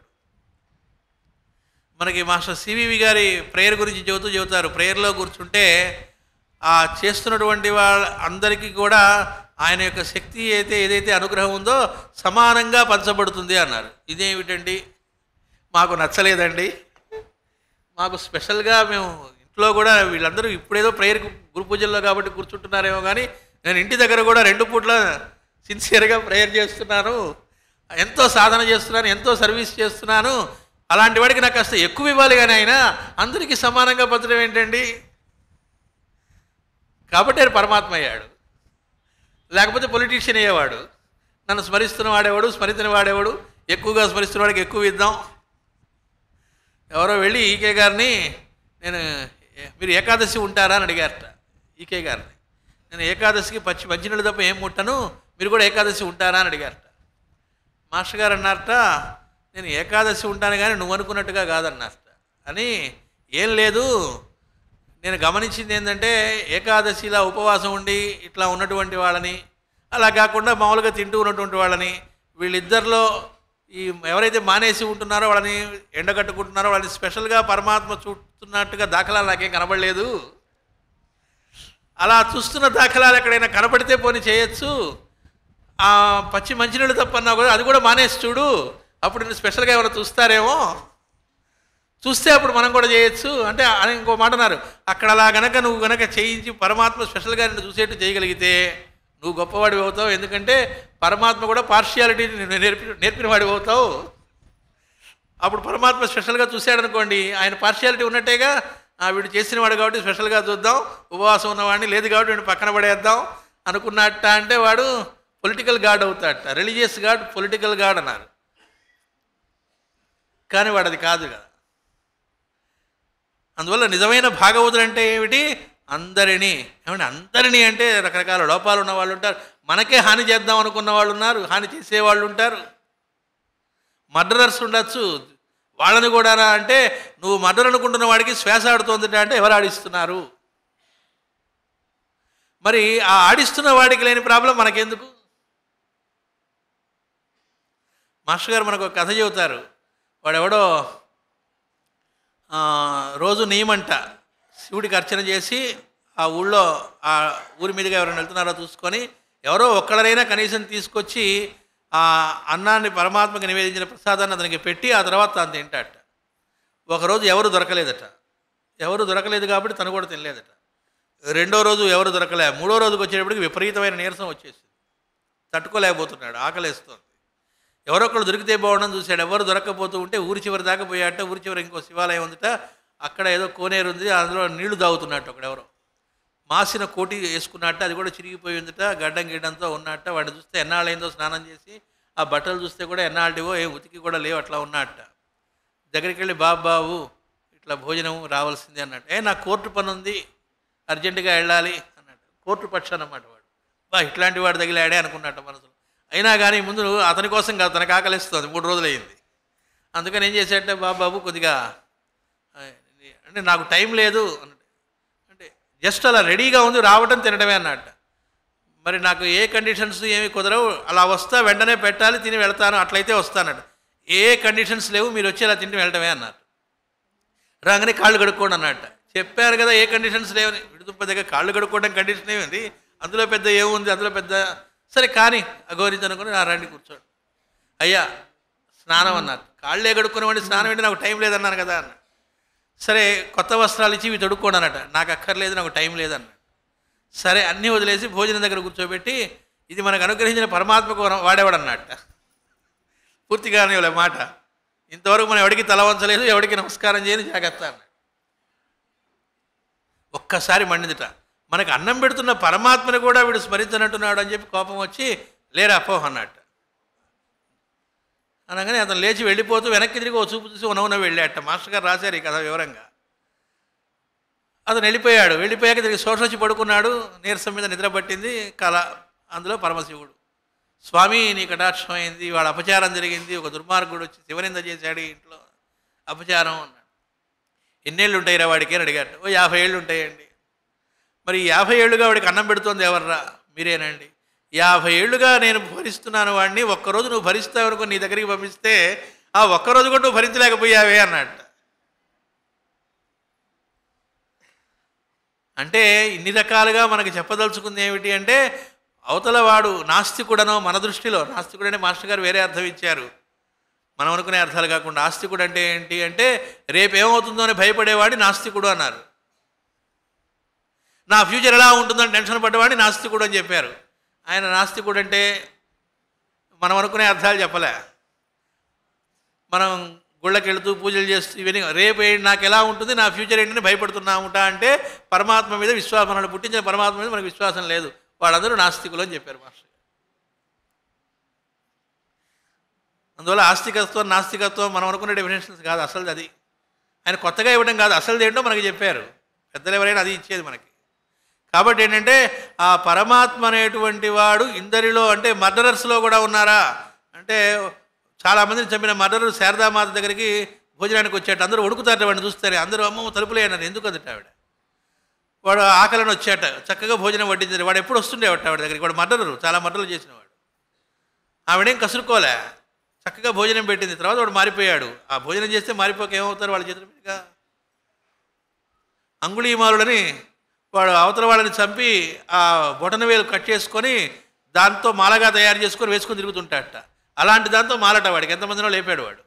వాడు వస్తుంటే వాడి కళ్ళబడ్డానికి భయపడతారట. గౌతమ బుద్ధుడికి ఏమండి ఏమండి అన్నట్ట. గౌతమ బుద్ధుడు ఏమి కాదు, అలాగే నిల్చున్నాడు. వాడు వచ్చాట, నేను వస్తే అందరూ భయపడి వెళ్ళిపోతారు, అడ్డు దొరకకుండా ఏంటది అన్నట్ట. ఆయన ఏం మాట్లాడాడు, నవ్వి చూసేట వాడి కళ్ళల్లోకి. అయిపోయింది. దాంతో కాళ్ళ మీద పడ్డాడు. మాట కూడా ఏం లేదు అక్కడ. అలాగే చైతన్య మహాప్రభు దగ్గర చంపుదామని వచ్చారు ఇద్దరు. మనకు తర్వాత వాళ్ళు ఆయన రెండు చేతుల్లాగా అయిపోయారు పక్కన. ఏమిటి ఇదంతా అంటే మనం ఎవరినైతే చక్కగా మాకు కండిషన్స్ బాగుండి పద్ధతిగా ఉంటే మేము వాళ్ళని గౌరవిస్తామండి, తేడా వస్తే మాత్రం కాదు. డిస్పెన్సరీలో ఒకటి సరిగ్గా పనిచేయట్లేదు, టైంకి రావట్లేదు వాలంటీరు, ఏమయ్యా నీకు ఒకటి అసైన్ చేసావు, నువ్వు టైంకి రావట్లేదు, డిసిప్లిన్ లేదా అని మనకు చాలా కోపం వస్తుంది. లేదా చిన్న పొరపాటు చేశాడు అనుకోండి, ఎగిరి గంతేసి వాడిని దుష్ట శిక్షణ అన్నట్టుగా చాలా హడావుడి చేస్తాం. లేదు పేషెంటే లేటుగా వచ్చాడు, నిజంగా పాటికి వస్తూ ఉంటే వేరు. పొరపాటున వచ్చాడు అనుకోండి, వాడి క్లాస్ ఫీకి ఏమనుకుంటున్నావు, టైమింగ్స్ మేము పిచ్చివాళ్ళమా, మీ సేవ కోసం మేము ఉంటే మీరు టైంకి రావద్దని బాగా అరిచి పంపించామనుకోండి, పరమాత్మ ఆనందిస్తాడా? మాటికి అలా చేస్తూ ఉంటే ఆ రకమైన డిసిప్లిన్ రావడానికి ఒక మాట, అది కూడా వీలైనంత శుతిమెత్తగా ఎలా చెప్పాలో అలా చెప్పడం చేయాలి. కానీ మనం వాళ్ళని కనుక హర్ట్ చేసి ఇది చేసి మళ్ళీ వాడిచ్చి అసలు మనం ఇలాంటి ఈ వర్క్కే రావద్దనుకునేట్టుగా మనం తీసామనుకోండి. అలాగే వేరే వాళ్ళందరి సంగతి తర్వాత, ఇంట్లో ఉండే పెళ్ళాం మీద మనం ఎగురుతున్నాం అనుకోండి, గై గై అని పూజ దగ్గర అన్నీ సరిగ్గా ఏర్పాటు చేయలేదనో లేకపోతే ఇంకోటనో బయటకు వచ్చి ఎంత నీట్గా కనపడ్డా అసలు వెళ్ళిన తర్వాత అసలు అది ఎక్కడ తెలుస్తుంది? అసలు ముందు ఇంట్లో వాళ్ళతో ఎలా చులకన భావంతో ఉంటాం ఇంట్లో వాళ్ళ మీద. వాళ్ళలో మనం చూడగలుగుతున్నామా? అందుకని అందరిలో ఉన్నటువంటి వాడు ఎవడైతే ఉన్నాడో వాడిని సేవించడం అంటే వాళ్ళందరిలో ఉన్నటువంటి వాడిని చుట్టం అనేటువంటి దాని దగ్గరికి వచ్చేటప్పటికి. అందుకని ఇక్కడ ఈయన కోరుకున్న కోరిక బ్రహ్మదేవుడు ఏమైంది, ఎవరి గురించి కోరుకున్నాడు? ఆయన ఈ సృష్టి జీవులందరికీ కూడా ఆయన అలా కోరుకోబట్టి ఆ మార్గం ఆయన దగ్గర నుంచి ఈ రోజు దాకా మన దాకా నడిచి వచ్చింది అన్నారు మాస్టర్ గారు. భాగవత మార్గం అనేటువంటి దీనిలో మాస్టర్ గారి యొక్క మాటల్లోనే 2 పాయింట్స్ మనం చెప్పుకుందాం. ఆ సృష్టికర్త అయిన నారాయణుని బ్రహ్మగారు అడుగుతూ ఉన్నటువంటిది, నీవి కానిది నీ వెరుగనిది నా యందు ఉన్నప్పుడు కదా కోరుట, అయినను నీ ఆజ్ఞను పాలించుట నా ముచ్చట, నీ సంకల్పమును నేను సృష్టించుతున్నప్పుడు సృష్టికర్తగా నన్ను వేరుగా భావింపక తప్పదు, ఆ భావనలో చిక్కుకొనిపోకుండా నీ స్ఫురణ నా యందు అంతర్యామిత్వముగా నిలిపి కాపాడుము. ఇదియే నా కోరిక. మరియు నన్ను అనుగ్రహించినట్లే నా సృష్టిలోని జీవులను కూడా నీ అంతర్యామిత్వ స్ఫురణచే అనుగ్రహింపుము. ఈ కోరికలో భగవంతుని సాధన చేయుటకు కలుగు సంకల్పము, దానిని ప్రసాదించునట్టి భగవంతుని అనుగ్రహము ఇమిడియుండుటయేగాక సాధన మార్గములుగా మనదాకా నేటి వరకు దిగివచ్చినవి, ఇక ముందును అట్లే దిగివచ్చును. మనము దినచర్యలో చేయునట్టి పనులను, మన ఇల్లు వాకిలి భార్య బిడ్డలు మనకు సర్వము వారి సృష్టిగా నెరిగి సమర్పణ బుద్ధితో జీవించుట వలన ఈ బ్రహ్మకు కలిగిన జ్ఞానమే మనకును కలుగును. ఇది ఏ బ్రహ్మజ్ఞానము, దానినిచ్చునట్టు ఈ పరంపరయే వేదము. ఈ పదం చాలాసార్లు వింటుంటాం, బ్రహ్మజ్ఞానం అని. ఎంత సింపుల్గా మనకు అంటే ఏంటో అర్థం ఏం చేశారు. బ్రహ్మజ్ఞానం అంటే బ్రహ్మ కలిగిన జ్ఞానం. ఏమిటది? అందరిలో వాడిని చూసి సమర్పణ బుద్ధితో జీవించటం అంటే ఏంటిటా? నిత్య జీవితంలో డే టు డే లైఫ్లో మన భార్యా బిడ్డల ఎడల కానీ, కుటుంబము కానీ, సమాజం ఎడల కానీ, మన వృత్తి వ్యాపారాలు చేసుకునే చోట కానీ అందరి ఎడల సమర్పణ బుద్ధితో అక్కడున్న వ్యక్తులను చూడకుండా చూడదలుచుకున్నది కాకుండా చూడవలసినటువంటిది. అంటే వాళ్ళలో ఉండే పరమాత్మను చూసి ఆ సేవగా సమర్పణ బుద్ధితో మనం గనక వాళ్ళ ఎడల చేయవలసింది చేస్తే, అందుకే మాస్టర్ గారు మొట్టమొదట్లోనే ఒక మాట చెబుతారు, కుటుంబము కొరకు శ్రమపడుట వేరు, కుటుంబము కొరకు శ్రమపడుచున్నానని అనుకొనుట వేరు అన్నారు. మొదటి దాని వలన కర్తవ్య నిర్వహణమున దీక్షా శ్రద్ధ ఏర్పడును. కుటుంబము కొరకు శ్రమపడుచున్నానని అనుకొనుట వలన తాను గొప్పవాడననియు కుటుంబంలోని వారందరూ తనకు విధేయులై ఉండవలెను దురహంకారము జనించును. అది ఫలింపకపోగా అసహనము కోపతాపములు ఎక్కువైపోయి జీవితము దుర్భరమగును. అందువల్ల నేను సంపాదిస్తున్నా నేను పెడుతున్నాననే భావన వచ్చిందిట అంటే ఫెయిల్ అయ్యామని అర్థం. ఆ తెలివితేటలు సామర్థ్యము ఇచ్చి ఇంతని రూపాల్లో ఉన్నది వాడే కాబట్టి వాళ్ళందరూ జీవించడానికి కావాల్సిన ఏర్పాటు వాడు చేశాడు కాబట్టి మనకు ఏర్పాటు అయిందని తెలుసుకొని మాస్టర్ గారు చెప్పారు, ఈ సృష్టించాట అంటే వాడు జీవించినంతకాలం వాడికి కావాల్సిన అన్నం ఏర్పాటు పరమాత్మ ఆల్రెడీ చేసి ఉంచాట. కాబట్టి ఏంటంటే దానికి ఇన్స్ట్రుమెంటల్గా ఎవడో ఒకటి అవ్వాలి కాబట్టి అక్కడ నువ్వు తండ్రిగానో భర్తగానో అయ్యి ఆ ఏర్పాటుకు కారణమైతే అయి ఉండొచ్చు. లేకపోతే ఏమనిపిస్తుంది, నేనండి నా తమ్ముళ్ళందరినీ పెంచాను లేకపోతే నా పిల్లలందరినీ పెంచాను, ఈ రోజున వాళ్ళు నాకు కాని వాళ్ళు అయ్యాను అంటే అర్థం ఏమిటి, ఎక్స్పెక్టేషన్తో చేసామని అర్థం. దాన్ని సంసారం అన్నారు, దాన్ని సంసార బంధనం అన్నారు. కాబట్టి ఏ ఎక్స్పెక్టేషన్ లేకుండా వాళ్ళలో ఉన్న పరమాత్మకి అన్న సమర్పణ బుద్ధితో చేస్తే దాన్నే భాగవతం అన్నారు, దాన్నే వేదం అన్నారు, దాన్నే బ్రహ్మజ్ఞానము అన్నారు. కాబట్టి అలాంటి బ్రహ్మకి ఏ రకమైన జ్ఞానం కలిగిందో, ఏ రకమైనటువంటి ఆయన ఆ కోరిక కోరాడు కనుక ఇప్పటిదాకా మన దాకా వచ్చిందో దాన్ని ఇంకా ఈ తర్వాత కూడా అది అలాగే కొనసాగుతుంది అన్నారు మాస్టర్ గారు. కాబట్టి అవ్యాజమైన అనుగ్రహంతో మాస్టర్ గారు మళ్ళా దాన్ని విప్పి చెప్పి మనకి అందుబాటులోకి ఈ గ్రంథంలో వ్యాఖ్యాన రూపంలో తెచ్చారు. మన అదృష్టం కొద్దీ ప్రస్తుతం మనం 2వ భాగంలో ఉన్నాం భాగవత సప్తాహంలో.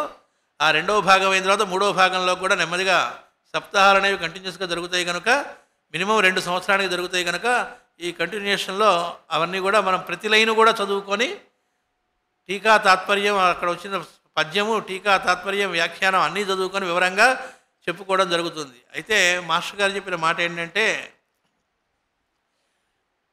భాగవతము తెలిసి పలుకుట చిత్రంబు సూలికైన తమ్మి చూలికైన అన్నదానికి వ్యాఖ్యానం చెబుతూ, బ్రహ్మకి కానీ శివుడికి కానీ కూడా భాగవతం అనేటువంటిది తెలిసి చెప్పడం అనే చిత్రంబు అన్నారు. ఇక్కడ మాస్టర్ గారు కష్టం లేదు చిత్రం అన్నారు. ఎప్పుడైతే ఆర్తితో సమర్పణ బుద్ధితో మనం తరించాలి, తరించడం అంటే సొంత మోక్షం అని కాదు, అందరం ఆనందంగా ఉండాలి, నేనొక్కడని కాదు, అందరము ఆనందాన్ని అనుభవించాలి, అనుభూతిలోకి వెళ్ళాలి, దానికే నలుగురికి నేను నాకు ఇవ్వబడిన ఈ దేహం అనే ఇన్స్ట్రుమెంట్ ద్వారా నలుగురికి నేను ఎలా ఉపయోగపడదామా అనేటువంటి ఆర్తితో ఎప్పుడైతే మనం అందరం కలిసి సామూహికంగా ఒక చోటికి చేరతామో అప్పుడుట చెప్పేవాళ్ళ రూపంలో నుంచి కూడా అప్పుడు మనకు కావలసిన సందేశాన్ని స్ఫురింపజేసి అలా అద్భుతమైన వాక్యాల రూపంలో వచ్చేట్టు చేసేది ఎవరట, ఆయన చిత్రంగా వెలుబుచ్చుతాడట ఆయన అర్థాలని, మనకు కావలసిన సందేశాన్ని.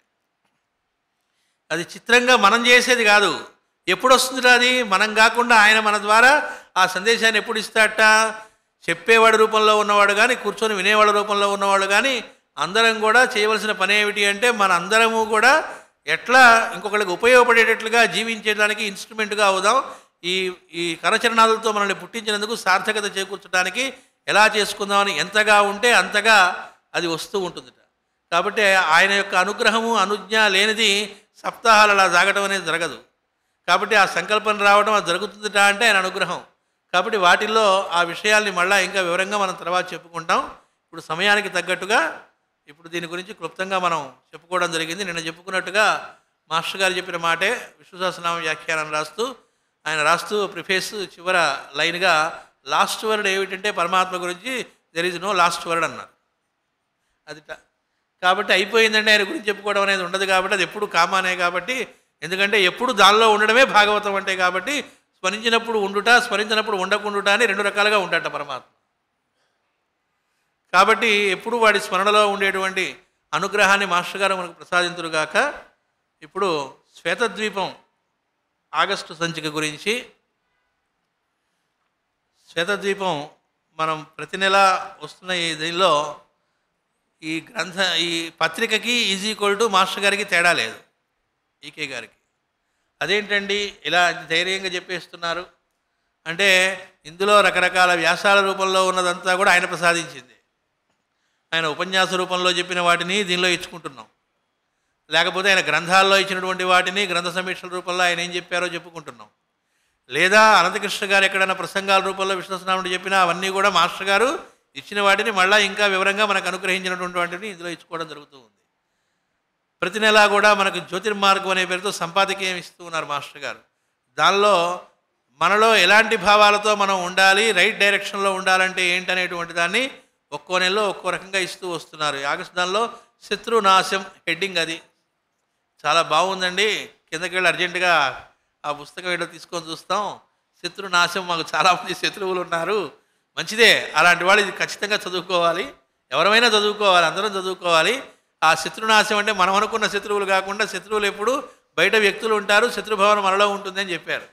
కాబట్టి మనలో ఉన్న ఆ శత్రుభావన అనేటువంటిది ఎలా నశించాలనేటువంటి దానికి మార్గంగా సంపాదక ఇవ్వడం జరిగింది. ఇది రాసేటప్పుడు కూడా మాస్టర్ గారు అన్నది ఏంటంటే అది ఫ్లాష్ అవ్వాలో ఈకే గారి నుంచి అది వచ్చినప్పుడు సంపాదక ఏం చెప్పుకుందాం అన్నారు. ఆ ఫ్లాష్ అయినప్పుడు చెప్పేవాళ్ళు ఉన్నట్టు వాళ్ళ ఫ్లాష్ అయింది కూర్చో అన్నారు. ఏమిటంటే శత్రునాశం హెడ్డింగ్ పెట్టుకో అన్నారు. ఈ మధ్య బాగా శత్రునాశం అవసరం బాగా ఏర్పడింది అన్నారు. కంటిన్యూస్ కాల్స్ వస్తూ ఉంటాయి, ఆయనకి కాల్స్ రాకపోయినా లోకల్లో ఏంటో వాళ్ళకి తెలియదా? సో మన రుగ్మతలు ఏంటో మనకేం తెలుస్తాయి, వాళ్ళకి బాగా తెలుసు. కాబట్టి మనలో ఏ యాటిట్యూడ్ రావాలి, ఏది పోవాలో తెలుసు. కాబట్టి ఆ శత్రునాశం అనేది ఇచ్చారు. అలాగే ఈకే గారు ప్రసాదించిన జ్యోతిష్శాస్త్రం నుంచి జ్యోతిర్విద్య అనే పేరుతో అనంతకృష్ణ గారు ధారావాహికగా ఇస్తూ ఉన్నారు. విష్ణు సహస్రనామం సంవత్సరం పాటు వివరంగా మనకు అనుగ్రహించింది ఏదైతే ఉందో ప్రసంగం, దాన్ని కూడా మనం దీనిలో సీరియల్గా వేసుకుంటూ ఉన్నాం. అలాగే భారతం పంచమ వేదం అనే పేరుతో పుణ్యశాస్త్రి గారు కొన్ని సంవత్సరాల పాటు చాలా వివరంగా సోల్ ఆఫ్ ది టెక్స్ట్, ఊరికినే టీకా తత్పర్యాలు కాకుండా దానిలో ఉన్న సోల్ ఆఫ్ ది టెక్స్ట్ మనం తరించడానికి పంచమ వేదం అంటే, వేదం అంటే అర్థం ఏమిటి ఇప్పుడే చెప్పారు కదా. వేదం అంటే వేద అర్థం అన్న అర్థం ఏమిటి అంటే అందరిలో వాడిని చూడటం అనేటువంటిది. దానికి సంబంధించింది భారతంలో మనకి ఏమి ఇచ్చారనేటువంటి దాన్ని పుణ్యశాస్త్రి గారు కొన్ని సంవత్సరాలు ఇచ్చారు. తర్వాత ఆయన దేహత్యాగం చేసిన తర్వాత ఆది సభా పర్వాల వరకు ఆయనది పూర్తయింది. వనపర్వం దగ్గర నుంచి మొదలు పెట్టవలసి ఉంది. అది అనంతకృష్ణ గారు అదృష్టం కొద్దీ 2 నెలల క్రితం నుంచి మొదలుపెట్టారు. అది కూడా మనకి ప్రస్తుతం వస్తూ ఉన్నది. తర్వాత ప్రార్థన అని ప్రతి నెలా కూడా మనం రోజు నిత్య పూజలో మనం అనుసంధానం చేసుకుంటున్న మాస్టర్ గారి మీద ఉన్నటువంటి ప్రార్థన శ్లోకాలకు వ్యాఖ్యానం కూడా మనం చెప్పుకుంటూ వస్తున్నాం. డాక్టర్ ఈవీఎం ఆచార్య గారు హోమియో వైద్య తత్వశాస్త్రం మీద ఏమైతే ఇచ్చారో అది కూడా సీరియల్గా ఇచ్చుకుంటూ ఉన్నాం. ఆధోని క్లాసుల్లో ఇచ్చినవి ప్రస్తుతం వస్తూ ఉన్నాయి. కేషీట్ ఎలా రాయాలనేటువంటిది ప్రస్తుతం దానిలో వస్తూ ఉంది. అలాగే మాస్టర్ గారు ఇచ్చిన భాగవతం 14వ భాగం మనం 3వది ఆవిష్కరించుకున్నాం ఇవాళ. ఆయన 16 భాగాలుగా ఇచ్చిన దానిలో 14వ భాగంలో ఆయన ఏం చెప్పారనేటువంటిది ఇప్పటికి దాదాపు చాలా నెలలుగా ఇస్తూ ఉన్నాం. మామూలుగా గ్రంథ సమీక్ష అంటే 1 నెలలోనో 2 నెలలోనో ఆ బుక్ మీద చెప్పటం అని, మన ఉద్దేశం అది కాదు. మనం సాధనగా ఏం చేసుకోవాలని ఆ గ్రంథంలో ఇచ్చారు, దాన్ని సవివరంగా చెప్పుకోవడం అనేది అందులో చేసుకుంటూ వస్తున్నాం. అలాగే గురుతత్వం అనే పేరుతో గురువు యొక్క తత్వం ఏంటనేది అనేక చోట్ల మాస్టర్ గారు అనేక గ్రంథాల్లో అనేక సందర్భాల్లో చెప్పినవన్నీ కూర్పు చేసి ఒక చోటికి దాన్ని మనం ఇచ్చుకుంటూ వస్తున్నాం. అది ఈ ఆగస్టు సంచికతో సమాప్తమైంది. అంటే సమాప్తం అంటే శీర్షిక సమాప్తమైంది, గురుతత్వం అనేది అంతులేదు అది. తర్వాత శ్రీకృష్ణ కరుణామృతం అనే పేరుతో లంక విజయసారథి గారు ఈకే మాస్టర్ గారి యొక్క దగ్గర అనుభూతులు అనేక మంది పొందినవి ఏవైతే ఉన్నాయో అవన్నీ ఆయన చాలా వివరంగా నోట్ చేసుకొని ఏ డేట్ను ఏ టైంలో వాళ్ళు చెప్పారో అవన్నీ కూడా ఇందులో అందిస్తూ ఉన్నారు. ప్రస్తుతం శేషాచార్యుల గారి యొక్క అనుభవాలన్నీ దీనిలో ఇస్తూ ఉన్నారు. అలాగే రామాయణ సుభాషితాలు అనే పేరుతో రామాయణం నుంచి ఏ రకంగా మనకు అన్వయించుకొని డే టు డే లైఫ్లో మనం ఎలా జీవించాలి అక్కడ ఇచ్చిన దానికి అనే దాన్ని సమన్వయం చేస్తూ లంక విజయసారథి గారు ఇస్తూ ఉన్నారు. కృష్ణం వందే జగద్గురు అనే పేరుతో మాస్టర్ గారి లీలలన్నీ కూడా చిన్నప్పటి నుంచి ప్రస్తుతం ఆ చిన్ననాటి లీలల్లోనే ఉన్నాం. 14 ఏళ్ల వయసులో 30 అంటే 26, 36, 30, 12, 13 ఏళ్ల వయసులో ఉన్నప్పుడు లీలల్లో ప్రస్తుతం ఉన్నాం. అవన్నీ కూడా అప్పుడు ఏం జరిగినాయో అవన్నీ కూడా మళ్ళీ వర్ణించుకుంటూ ఉన్నాం. అంటే ఏదో ఒక పేరుతో ఆయన లీలలే మనం చెప్పుకుంటూ ఉన్నాం, ఎందుకంటే చెప్పుకోవాల్సింది అవే కనుక. అలాగే ఈ భాగవతంలోనే సాధనకి ఆయన ఏమి ఇచ్చారో భాగవతవాణి అనే పేరుతో దాన్ని కూడా మనం దీనిలో ప్రతి నెలా ఇచ్చుకుంటున్నాం. అలాగే మహాభారతం క్విజ్ అనేటువంటిది మనం చాలా సంవత్సరాలుగా దానిలో వస్తూ ఉంది. పుణ్యశాస్త్రి గారు మొదలుపెట్టారు, దాన్ని మల్లాది కైలాసనాథ్ గారు కంటిన్యూ చేస్తూ వచ్చారు. అది కూడా కంప్లీట్ అయ్యి పురాణ పురుషుడు అనేది కొత్తగా మొదలైంది. మాస్టర్ గారి నవలాసప్తకం ఏదైతే ఉందో దానిలో మొదటిదైన పురాణ పురుషుడులో నుంచి క్విజ్ లాగా, అంటే ఏదో రకంగా ఆయన పుస్తకాన్ని తెరవడం, ఆయన్ని స్మరించడం, ఆ గ్రంథాలని తెరవడం అనేది చేస్తే మనం బాగుపడతాం కనుక రకరకాల రూపాల్లో కూడా అది చేయడం కోసం క్విజ్ అనేది పెట్టడం జరిగింది. అలాగే అనంత్ కూడా ప్రతి నెల ఒక ఆర్టికల్ దీనిలో రాయటం జరుగుతూ ఉంది. చాలామంది ఎప్పుడు వస్తుందా అనంత యొక్క ఆర్టికల్ అని చూస్తూ ఉంటారు. ఎందుకంటే మనం దగ్గరికి దిగి మనకు వచ్చే భావాలన్నీ ఏవైతే ఉన్నాయో ఆ రకరకాల మనం రాంగ్ డైరెక్షన్లో మనకు వచ్చే థాట్స్కి కావాల్సిన సొల్యూషన్స్ మాస్టర్ గారి గ్రంథాల్లోవి ఆయన జీవితాల సన్నివేశాలు అవి సమన్వయం చేస్తూ ప్రతి నెలా ఇస్తున్నాడు. ఈ నెలలో గందరగోళం అనే హెడ్డింగ్ కింద ఇచ్చాడు అనంత్. ఏంటంటే పేరే గందరగోళం ఏంటండి హెడ్డింగ్ అనిపిస్తుంది, అది చదివితే తర్వాత తెలుస్తుంది. అలాగే దేవభాష అయినటువంటి సంస్కృత పరిచయాన్ని మనం ప్రతి నెలా ఇచ్చుకుంటున్నట్టే అది ఇవ్వడం జరుగుతుంది. అలాగే మాస్టర్ గారు ఇచ్చిన జ్యోతిర్విజ్ఞానం సాధనాంశాలు అంటే దాన్ని మన దేహంలో సమన్వయం చేసుకొని మన దేహంలోని భాగాలకి, అలాగే మనం డే టు డే లైఫ్లో దాన్ని ఆ గ్రహాలని సమన్వయం చేసుకొని మనం జీవించడం నిత్య జీవితంలో ఎట్లా అంటే నాకు ఎలా కలిసి వస్తుంది అనే యాంగిల్లోనో, ఏ రాహు పూజలు చేస్తేనా జపాలు చేస్తే ఆ యాంగిల్లో కాదు. ఇది ఈకే గారు మనకి వాటిని మనం సమన్వయం చేసుకొని లోకహితానికి అర్పణగా మనం ఎలా జీవించాలనేటువంటి దానికి ఎందుకంటే వేదాంగములలో ఒకటి అది. కాబట్టి వేదాంగం అనేటువంటిది వేదానికి దారి చూపెట్టేది.